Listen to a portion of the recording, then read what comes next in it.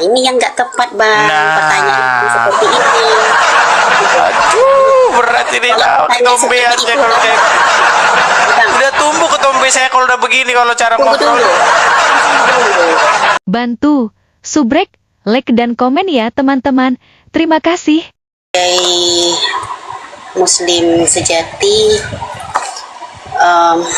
walaupun dia punya ilmu tinggi atau enggak seperti saya sangat mempercayai yang namanya Al-Quran gitu. Sudah bisa saya tanggapi? Sudah bisa saya tanggapi? Oke. Oke, jadi begini. Pertama jangan grogi dulu, tenang, tarik napas. Ya, tarik napas dulu. Ya, tenang, jangan grogi. Saya tahu bahwa memang ya kalian sudah grogi, saya tahu. Tapi tenangkan diri. Begini, perkenalkan ya, saya ini adalah orang Kristen, tapi saya ini sangat-sangat mengerti ajaran Islam. Bahkan saya sudah mengajar, sudah memberitahu, sudah mendidik banyak sekali orang-orang Islam di komal-komal di media sosial seperti ini. Ya. Dan beberapa di antara mereka itu ya puji Tuhan sudah meninggalkan Muhammad dan kembali kepada jalan yang benar, kembali kepada Yesus. Kemarin contohnya Pak Iksan itu, ya Pak Iksan itu dia baru ngobrol sama saya bagaimana dia Islam lalu udah jadi orang Kristen. Nah begini, Ayu, Al-Quran berkata bahwa Al-Quran itu adalah kitab yang menjelaskan segala sesuatu. Dan mustahil ada orang Islam yang percaya itu, termasuk Anda. Anda percaya nggak Al-Quran menjelaskan segala sesuatu?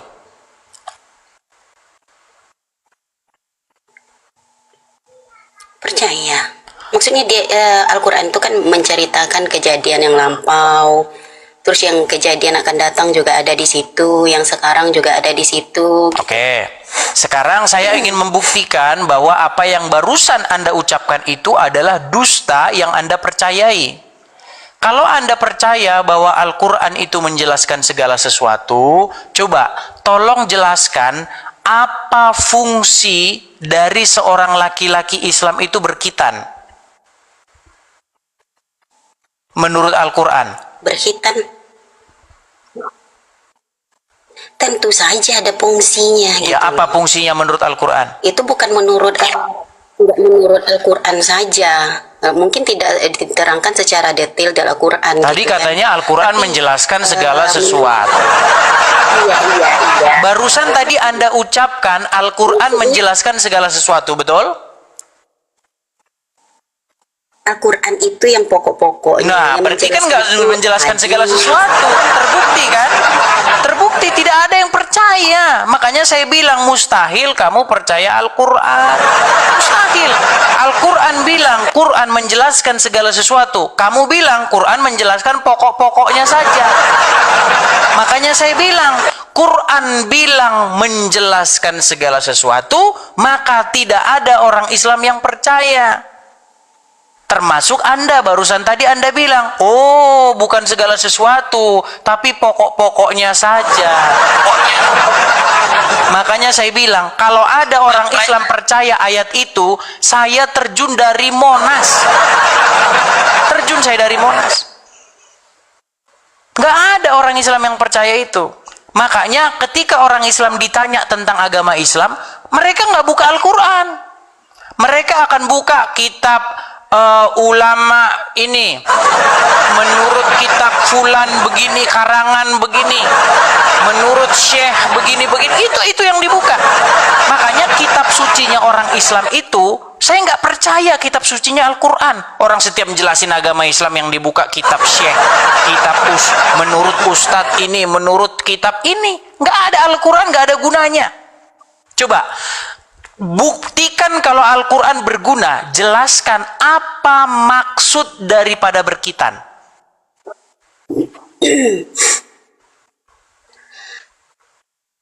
Kalau seandainya gini loh Bang Edis, Bang Edi sini tuh sengaja menjebak kami gitu dalam pertanyaan-pertanyaan yang seperti itu kan, gitu kan.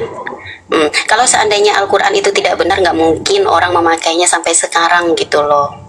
Memakainya sebagai hiasan di lemari. Memakainya sebagai hiasan di lemari. Oke, coba gini. Coba pakai Al-Quran untuk menjelaskan fungsi dari berkitan. Saya kan sudah bilang tadi. Kan tidak bahwa, dipakai kan? Yang percaya tunggu dulu Pak. Silakan. Bahwa yang percaya Al-Quran itu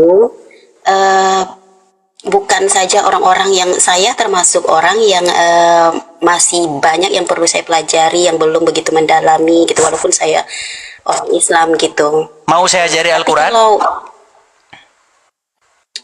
Saya sudah belajar Bang, maksud saya sedang belajar, saya belajar gitu loh. Kebetulan ilmu saya soal Al-Quran jauh lebih banyak ketimbang Anda, makanya mau saya ajari. Mau saya ajari? Tidak mau belajar sama Abang. Kalau misalnya Abang mau menjelaskan dengan cara Abang, ya terserah. Tapi saya tidak mau belajar, sesat saya. Nah, ini makanya saya bilang, karena ketika saya mengajari Al-Quran, Anda akan menuduh bahwa saya tidak mengajari Al-Quran. Contoh, saya kasih contoh. Menurut Al-Quran, yang dimaksud sholat... Menurut Al-Quran yang dimaksud sholat itu apa? Apakah mencegah perbuatan mungkar? Atau kayak begini-begini tangannya? Coba, apa yang dimaksud sholat menurut Al-Quran? Tangan begini-begini? Atau mencegah perbuatan mungkar? Coba. Sholat itu adalah suatu kewajiban. Bukan.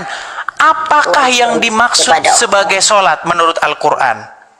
Di dalam Al-Quran tertulis, sesungguhnya sholat itu untuk mencegah perbuatan mungkar, betul?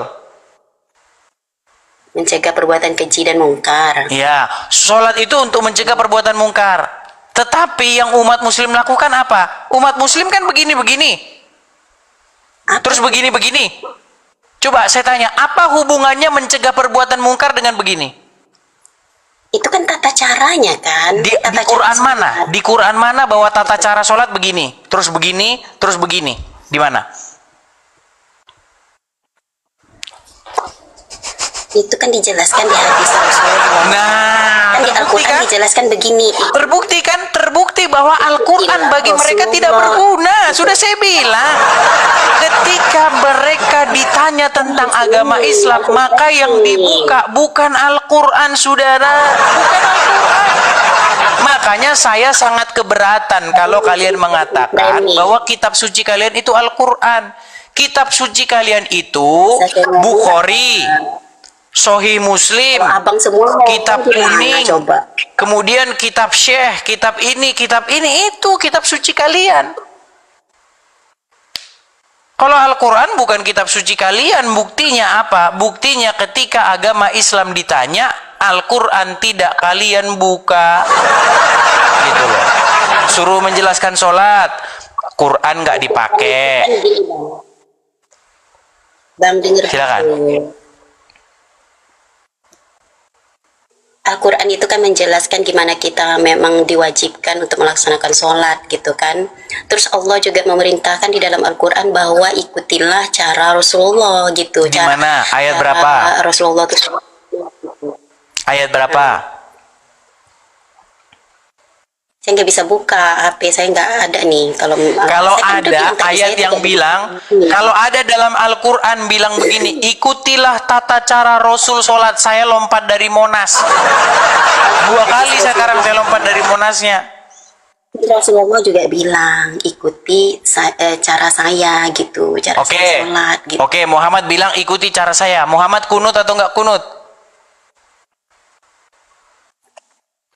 Kalau itu sudah disetujui oleh Rasulullah, ada beberapa sahabat yang kunut, ada juga yang tidak. Kenapa orang Islam ribut? Kenapa orang Islam ribut masalah kunut sama nggak kunut sampai sekarang nggak kelar-kelar? Kalau yang ribut itu kan yang tidak oknum saja. Iya, Tahu intinya saja. begini. Di dalam Al-Quran tidak ada sholat itu seperti begini-begini, nggak ada. Di Quran, kalau ada dalam Al-Quran sholat itu begini, kemudian begini, kemudian begini. Coba di Quran surat mana? Nggak ada. Itu dijelaskan di fikih, Bang. Makanya saya bilang tadi, mustahil sesungguhnya kamu percaya Al-Quran. Karena kamu tadi barusan mengatakan, Quran menjelaskan segala sesuatu, kitab yang lengkap, sempurna, terperinci. Tapi semua itu omong kosong. Kenapa? Karena ketika kamu menjelaskan agama Islam, yang kitab yang kata kamu menjelaskan segala sesuatu terperinci, sempurna, itu nggak kamu buka. Yang kamu buka kitab lain. Itu ibarat kata kebohongan yang diucapkan terus menerus, akhirnya kamu merasa bahwa kebohongan itu adalah kebenaran. Itu loh. Itu makanya saya sedang menyadarkan kalian gitu loh. Nggak benar di dalam Al-Quran, tentu yang lebih pintar itu. Tunggu dulu, Bang. Tentu yang lebih pintar itu udah tahu dari dulu gitu kan, pasti akan dimusnahkan Al-Quran ini gitu. Kalau saya abang naikkan ke sini, ya saya jawab dengan sepengetahuan saya kayak gitu. Coba yang lebih apa nggak mau naikin. Siapa orangnya? Yang lebih tahu gitu. Iya, siapa orangnya? Masalahnya siapa orangnya? Yang naik ke sini kan nggak tahu habis nggak gitu loh. Di mana? Yang naik ke apa abang kan nggak ada yang tahu nggak ada yang mendalam. Iya, makanya saya menunggu-nunggu. Saya sudah lama sekali menunggu-nunggu. Tolong Pak Ustadz naik kemari. Saya rasa Pak Ustadznya itu tahu bahwa yang saya katakan itu benar, makanya mereka nggak berani naik. Yang naik adalah orang-orang yang nekat-nekat saja. Sedangkan ustadz-ustadz yang tahu, orang-orang yang ngerti agama Islam, saya nggak mungkin naik. Kenapa? Karena yang diomongin ini benar semua, gitu loh. Kalau abang percaya nggak dengan kitab abang? Ya percayalah, kalau nggak percaya ngapain saya jadi Kristen, gitu loh. Gini, sebenarnya begini Ayu, saya ini mengajak kamu untuk kembali kepada jalan yang benar, yaitu Yesus. Kenapa? Karena saya tidak rela melihat kamu dipimpin oleh orang yang sudah meninggal.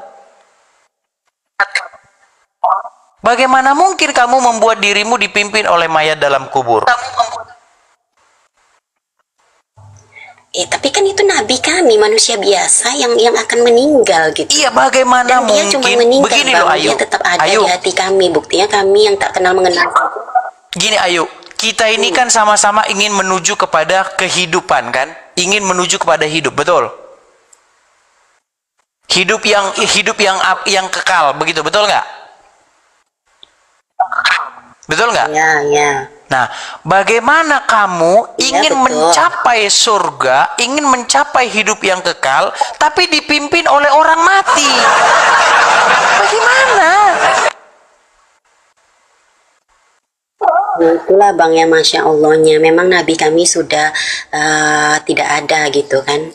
Iya, artinya begini, orang buta tidak mungkin menuntun orang buta, karena keduanya akan jatuh ke dalam lubang. Orang yang tidak tahu jalan ke surga tidak mungkin memimpin orang ke surga. Gak mungkin. Yang bisa memimpin kita ke surga itu adalah orang yang tahu jalan ke sana. Yang bisa memimpin kita kepada hidup yang kekal adalah orang yang tahu jalan ke sana. Tidak mungkin orang buta menuntun orang buta. Makanya sekarang saya tanya, Anda mau menuju kepada hidup yang kekal, tapi dipimpin sama orang dalam kubur. Gimana? Ini yang mati itu Bang, yang meninggal itu adalah nabi kami. Terus gimana? Oke, apakah Muhammad bukan pemimpinmu? Pemimpin kami. Oke, apakah dia sudah meninggal? Tuh Sudah. Berarti Anda dipimpin oleh orang meninggal, betul? Kalau dia apa sekarang, kami tuh bukan dipimpin oleh orang meninggal, dia ajarannya tetap kekal, tetap abadi. Ya ajaran yang nggak bisa meninggal lah. Jangankan ajaran, ini gelas ini juga nggak bisa meninggal. Ini gelas ini bisa nggak gelas ini meninggal? Ya nggak bisa. Ini pertanyaan abang tidak logika banget lah bang. Kalau abang Gini. pertanyaan abang kayak gitu. Muhammad itu manusia nggak? Yang kami, Sebentar, Muhammad iya, itu manusia nggak? Manusia. Oke. Apakah Muhammad yang manusia itu adalah pemimpinnya orang Islam? Ya jelas. Oke, jelas. apakah dia sudah meninggal? Apakah dia sudah meninggal? Ya, sudah. Berarti orang Islam dipimpin oleh orang meninggal, betul nggak? Nah, ini yang nggak tepat bang. Nah. Pertanyaan seperti ini. Aduh, berat ini lah. Pertanyaan Ketombe seperti aja itu, kalau Bang. kayak Bang, udah tumbuh ketombe saya kalau udah begini kalau cara tunggu ngobrol. dulu. Kalau seandainya pertanyaan abang seperti itu, saya juga bisa bertanya seperti itu. Silakan, bertanya balik, silakan. Apakah Paulus sudah meninggal? Apakah Tuhan abang sudah Paulus meninggal? tidak Nah. pernah ada di dalam kekristenan bahwa Paulus itu pemimpin kami, nggak ada. Nggak ada ceritanya Paulus memimpin, nggak ada. Bahkan Paulus sendiri di dalam suratnya dia berkata, Adakah kamu pengikut Paulus? Adakah kamu pengikut Paulos? Adakah kamu pengikut Apolos? Semua kita ini adalah pengikut dari Yesus yang hidup. Gitu loh. Makanya di dalam kekristenan itu kami mengikuti firman. Makanya firman itu datang ke dunia. Sang firman itu datang ke dunia menjadi manusia. Nah, makanya sang firman itulah yang layak diikuti. Kita layak mengikuti sang firman itu. Masa kita ngikutin orang dalam kuburan? Kenapa banyak orang Kristen mengingkari firman-firman itu sendiri? Kenapa coba? Bagaimana? Banyak orang Kristen yang mengingkari firman-firman itu sendiri. Ya banyak lah. Namanya kan banyak orang hanya KTP doang. Hampir semua malah. Ya enggak hampir semua. Banyak. Tapi itu bukan gini loh. Kalau ada orang Kristen mencuri, apakah ajaran Kristen mencuri? Kan gitu logikanya. Nggak boleh Kristen itu diukur dari orangnya, nggak boleh. Tapi dari ajarannya. Begitu juga Islam. Nah, di dalam agama Islam, apakah saya mengukur orang Islam dari orangnya? Tentu tidak. Tapi dari ajarannya. Contoh. Kalau ada orang Islam mengoleksi istri banyak, apakah itu sesuai dengan ajaran Islam? Memang ada dalam ajaran agama Islam. Muhammad Ya, istrinya banyak. Ini diatur bang, diatur di dalam Al-Quran kalau soal poligami gitu diatur. Tapi abang udah baca belum kalau tentang itu? Saya sudah gini ya. Ini Saya pernah kita mewawancarai begini. Ayo, saya pernah mewawancarai seorang muslimah nih ya. Ini wawancara saya dengan muslimah nih. Dia jujur. Ini omongan dia biar kamu dengar ya. Ini muslim sendiri nih. Nih ya. Ya, sebentar, sedikit nih. Ini sekitar berapa bulan yang lalu saya wawancarai dia. Nih, dengar ya, nih. Berarti dia enggak sepakat dengan poligami, enggak sepakat. Enggak. Karena aku bukan hidup di zaman Nabi. Karena bagi aku poligami itu waktu zaman dulu, kenapa adanya poligami? Karena mereka ngebantu janda yang enggak mampu. Tapi sekarang saya artikan poligami itu malah jadinya selingkuhan. Oh gitu ya Bu, ini pandangan banget. Tapi nggak takut nanti dimarahin Pak Ustadz Al-Quran itu diatur. karena Itu menentang apa? poligami. Kenapa mesti takut? Sekarang aku tanya ke semua cewek yang ada di sini, siapa yang rela kalau misalnya suaminya nikah lagi? Kecuali Tapi kan itu sunnah Rasul. aku tak sunnah Rasul tuh bukan berarti soal nikah aja. Tuh, ini perempuan asli muslimah, dia nggak setuju. Jangan kena gitu. Tahu nggak istrinya Abdul Somad? Istrinya Abdul Somad tahu nggak?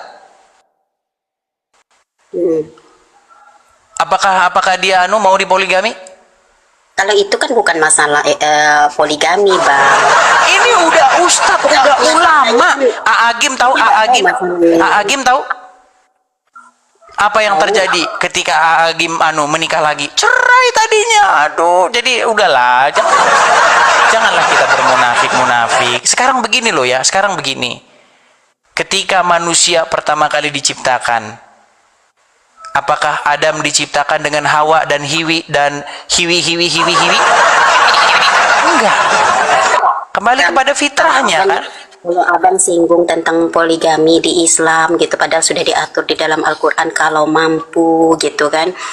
Kalau nggak mampu cukup satu saja. Tapi kalau abang singgung di dalam Al-Quran begitu, di dalam Injil abang sekarang juga begini. kan. Sekarang begini. Jadi parah lagi. Oke, sekarang saya tanya, Muhammad itu hidupnya miskin atau bercukup atau kaya raya? Nabi kami itu kalau dia mau dia akan berkecukupan, sangat kaya Sebentar. raya. Iya, makanya saya Kenapa tanya dia dulu tidak Ayu saya tanya dulu, Bang, Muhammad. penjelasan saya. Oke, Muhammad itu hidupnya berkecukupan atau miskin? Makanya dengerin dulu penjelasan saya. Kan berat kan? Gitu loh. Jawab, ini berat. Mau dijawab miskin salah, mau dijawab berkecukupan salah. Sejujur-jujurnya, fakta. Diam dulu Enggak, tadi dong. begini loh Ayu, kamu bilang bahwa syarat untuk berpoligami itu kalau dia mampu, betul? Mampu Betul. bukan dalam segi harta saja. Segi Bukan apa? dalam segi harta saja. Segi apa? Loh. Ya mampu dalam mengayomi, menyayangi gitu. Apalagi Rasulullah. Gitu loh. Oh, Rasulullah itu sangat adil sekali. berarti Muhammad mampu menggilir istri-istrinya. Mampu lah, tapi yang dipikirkan orang saat itu, apalagi Rasulullah, tidak hawa nafsu, Bang. Duh, kamu tidak tahu apa yang dikatakan oleh Aisyah. Aisyah berkata di dalam hadis Bukhari nomor 5514. Apa kata Aisyah? Ketika turun ayat, perempuan-perempuan boleh menyerahkan dirinya kepada Muhammad tanpa mahar. Tanpa mahar. Jadi dalam Al-Quran, perempuan-perempuan itu kalau mau menyerahkan diri kepada Muhammad, maksudnya menyerahkan diri itu maksudnya kawin begitu. Ya, itu tanpa mahar bisa. Itu nggak terbatas, itu nggak tanpa batas, unlimited. Nah, apa kata Aisyah? Di dalam Sahih Bukhari nomor 4414. Demi Allah, kata Aisyah, saya tidak melihat Tuhan kamu itu selain daripada sigap menuruti hawa nafsumu. Itu kata Aisyah. Selain dari apa? Hawa nafsu. Iya, menurut Aisyah, Tuhannya Muhammad itu tidak pernah dilihat dia selain daripada menuruti hawa nafsunya Muhammad. Kaget kan? Di mana itu, Bang? Bukan Oke. itu. Saya nggak kaget. Ada HP nggak di situ? Ada HP nggak di situ? Saya nggak punya HP lagi. Oke, nih. Cuman satu. Nih, tolong dicatat nih. Nih. Ya. Di dalam Sahih Bukhari kelihatan nomornya? Kelihatan nggak? Ya. Nah, itu. Di dalam Sahih Bukhari nomornya 4414. Nanti tolong di Google. Tolong dicari di Google. Kenapa Aisyah istrinya Muhammad sendiri bilang begitu? Berhubungan dengan ayat surat Al-Ahzab nomor 50 dan 51. Saya tidak melihat Tuhannya Muhammad kecuali sigap menurut keinginan Muhammad. Iya. Keinginan kan? Keinginan. Keinginan Bukan itu kan hawa bahasa Indonesia. Keinginan itu kan bahasa Indonesia. Di bahasa Arabnya itu hawa nafsu. Begitulah kalau Allah itu ingin memperlakukan Nabi Muhammad kami gitu. Nah, maksudnya di situ. makanya kembali ke tema awal ini. Begini. Kak Ayu, nih, ini ya, nih. Makanya kembali nih. Buktikan bahwa Allah itu bukan Tuhan karangannya Muhammad. Ini menjadi pertanyaan besar. Apakah Allah itu sebenarnya hanyalah Tuhan karangannya Muhammad saja? Masa setiap Muhammad ada sesuatu langsung diturunkan ayat? Langsung diturunkan ayat, dan semua ayat-ayatnya itu pasti berhubungan dengan kepentingannya Muhammad. Contoh, kalau perempuan-perempuan mau menyerahkan dirinya kepada Muhammad, boleh.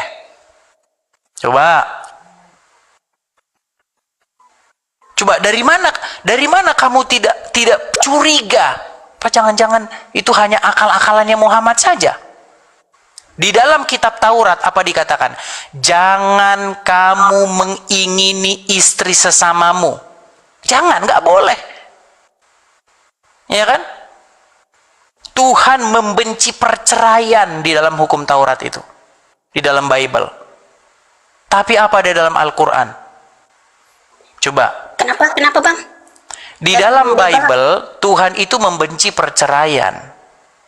Ya terus abang nggak boleh cerai ya kalau misalnya ada masalah. Makanya kalau nikah jangan coba-coba. Memangnya Dipersulit banget Bang, itu yang kalau itu justru makanya karena pernikahan itu sesuatu yang sakral, kalau nikah jangan coba-coba. Iya Bang. Seolah-olah aduh nanti bisa diatur. Nikah aja dulu. Ntar kalau nggak cocok kan bisa pisah aja. Ini berbahaya bagi kesehatan. Bagi kesehatan lagi. Begini, Ayu. Begini loh Ayu, dengerin Ayu, begini. Masalahku yang Tuhan itu di tengah gitu. Begini, Ayu, dengarkan. Makanya kalau jangankan menikah, membeli sesuatu aja, contoh beli celana aja, itu mikir-mikir dulu, dipikir dulu. Nanti salah enggak, nanti nyesel enggak, nanti ini enggak periksa, nanti ada sobeknya enggak, diperiksa dulu. Sampai puter sampai bosan tukang jaga pakaian ya kan. Itu beli celana. Gimana mau beli anaknya orang, kasih mahar anaknya orang. Lu yang coba-coba gimana? Iya, itulah bedanya Islam, ajaran Islam dengan Kristen. Beda jauh ajaran Yesus dengan ajaran Muhammad tuh beda jauh. Yang juga cerai. Gimana? Kristen juga banyak yang cerai tuh Bang. Orang Kristen Nah banyak ini yang kamu cerai gitu. begini, kamu tahu nggak logical fallacy?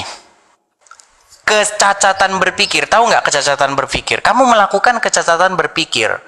Jadi seharusnya Abang yang cacat berpikir Abang. lu ini kamu melakukan yang namanya strawman argumen. Makanya kalau misalnya soal cerai, Loh, strawman argumen itu apa sih? Kamu mengemukakan satu argumen yang tidak tepat sasaran.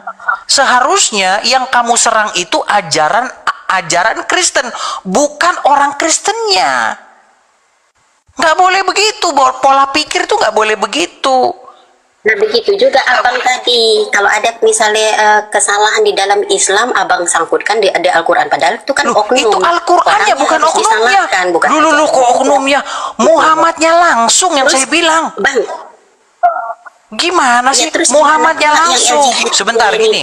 Ayo, Di kitab waktu Muhammad belum jadi nabi. Waktu dia belum jadi nabi, istrinya berapa? Nabi, istrinya berapa? Berapa istri Muhammad sebelum jadi nabi? sebelum jadi Nabi, Khadijah gitu. Ya, berapa istri Muhammad sebelum jadi nabi dia? Satu Khadijah. Satu. Setelah dia jadi nabi tambah banyak istri nggak? Ya itu kan karena Nabi kasihan. Ada janda semua. Berat, saudara-saudara. Janda semua. Cuman Aisyah yang masih perawan. Itu Semua pertama janda. ya. Itu pertama. Terus yang kedua, waktu Muhammad belum jadi nabi, pernah nggak dia berperang, ngangkat pedang, menyerang satu kampung, kaum Yahudi Khaybar diserang, kemudian mengambil ghanimah atau harta rampasan, pernah nggak? Sebelum dia jadi nabi. Kalau Nabi itu berperang itu karena diserang, karena diperangin. Kata siapa? Artinya begini, sebelum dia jadi nabi, dia nggak pernah berperang. Setelah dia jadi nabi, dia mengangkat senjata, mengumpulkan pasukan, mengambil harta rampasan perang. Terus yang ketiga, sebelum jadi nabi, Muhammad pernah nggak nikahi anak di bawah umur? Waktu belum jadi nabi? Nggak pernah. Itu kan di tahun berapa, Bang? Tapi setelah dia jadi nabi, dia bukan menikahi keinginan Nabi anak di bawah umur. Sebelum Muhammad jadi nabi, dia nggak pernah nyuruh orang minum kencing air ontak. Setelah dia jadi nabi, dia nyuruh orang minum air kencing ontak. Sebelum Muhammad jadi nabi, nggak pernah dia kena sihir. Di Bible Abang boleh menikahi anak 3 tahun di Bible Abang, apa nggak baca? Ini lagi di mana? Ayat berapa? Coba Kalau ada di dalam Bible perintah suruh nikahi anak umur 3 tahun, saya terjun dari Monas. Gimana? Saya nggak punya HP sekarang untuk menengoknya, tapi saya sering Ya, lihat itulah kenapa di begini. perdebatan-perdebatan itu Begini ayatnya Ayu, ada, apanya pertama-tama ada, gitu. begini. Terus Ada sebuah pepatah dalam Yesus agama tidak pernah Islam. mengaku Tuhan. Yohanes 17 ayat 3. Begini Ayu, begini. Ada satu pepatah dalam agama Islam itu begini. Jikalau kamu mendengar satu informasi, ya, janganlah kamu buru-buru percaya. Makanya harus kamu teliti dulu. Nggak boleh kamu dengar-dengar gosip, kamu langsung iya-iya saja, nggak boleh.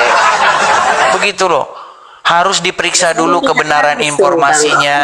Orang-orang abang juga yang membukakannya, gitu. Makanya Terus Yohanes 17 ayat 3. daripada kata orang-orang, Gimana itu? coba ditunjukin ayatnya mana. Gitu kan lebih Kata enak. orang-orang dibukakannya loh bang. Orang-orang abang juga Tapi membukakan ginilah. ayat itu. Tapi ginilah Ayu. Betul. Gini Ayu.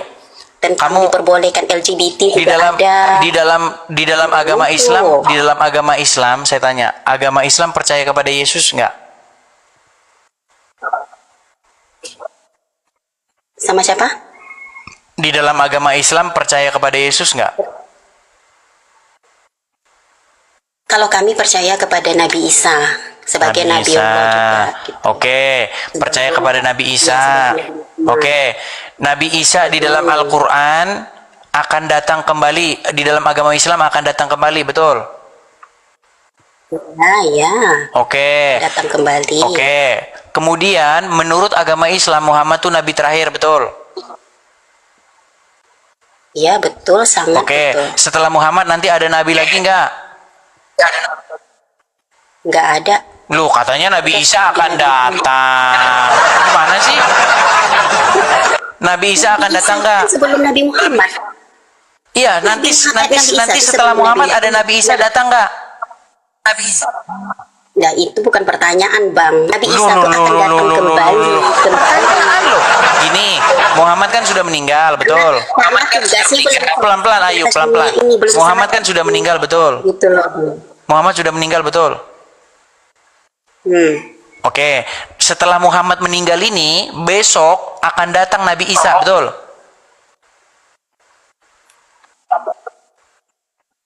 Iya. Ah, berarti siapa Akan Nabi yang Nabi terakhir Isa diutus kembali. kalau gitu? Berarti siapa yang Nabi terakhir diutus? Enggak gitu Meninggal pertanyaannya dunia. bang. Itu pertanyaan jebakan bang. Makanya sudah kubilang, makin kamu dalami agama Islam, pintu gerbang sebentar. Makin kamu dalami sesungguhnya agama Islam, pintu gerbang untuk meninggalkannya semakin dekat. Tidak akan pernah semakin yakin dengan nonton abang ini, bukan semakin saya itu semakin kurang iman, saya semakin kuat gitu karena banyak Ya, itu sekali namanya abang metode katakan takia. Oke lah Ayu, gini, tadi kan kamu sudah mengakui coba kamu abang banyak. ubah lagi cara abang. Gini Ayu, kamu kan tadi sudah mengakui banyak yang tidak kamu ketahui, ya kan? Jadi mungkin di lain kesempatan nanti kamu datang sudah dengan membawa ilmu-ilmu begitu. Ya, ilmu-ilmu baru, oke? Kenapa bang? Saya masih mau di sini. Masalahnya saya sudah berapa jam di sini? Ini sudah berapa jam tuh? Udah 3 jam lebih, gimana? Jadi saya mau rehat dulu, oke? Nanti kita sambung lagi. Saya biasanya malam juga siaran, biasanya pagi saya siaran, nggak nentu. Pokoknya di follow saja, ya follow. Nanti kalau saya siaran pasti dapat notifikasi. Oke, gitu ya. Oke. Oke, terima kasih Ayu. Kurang lebihnya saya mohon maaf kalau ada kata-kata yang menyakiti hati, tapi itulah yang saya sampaikan adalah kebenaran. Oke, sampai ketemu Ayu. Sampai ketemu besok. Silakan mampir lagi dengan membawa ilmu. Selamat sore. Ya, itulah teman-teman ya diskusi kali ini teman-teman. Kita sudahi dulu. Bantu, subrek, like dan komen ya teman-teman. Terima kasih.